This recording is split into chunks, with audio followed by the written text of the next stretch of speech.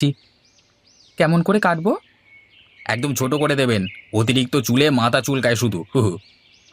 আচ্ছা, আপনি চুপ করে বসুন। নড়াচড়া করবেন না। আমাকে কাটতে দিন, কেমন? আচ্ছা।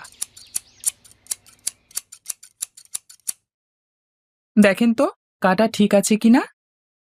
ঠিক আছে, ঠিক আছে। তা কত দিতে হবে আপনাকে? 50 টাকা দেন। এই নিন। চাচা, ইলিশ মাছ কত করে কেজি?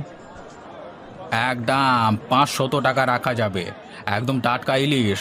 নিয়ে যান, খেয়ে মজা পাবেন। দামটা একটু বেশি হয়ে যাচ্ছে না?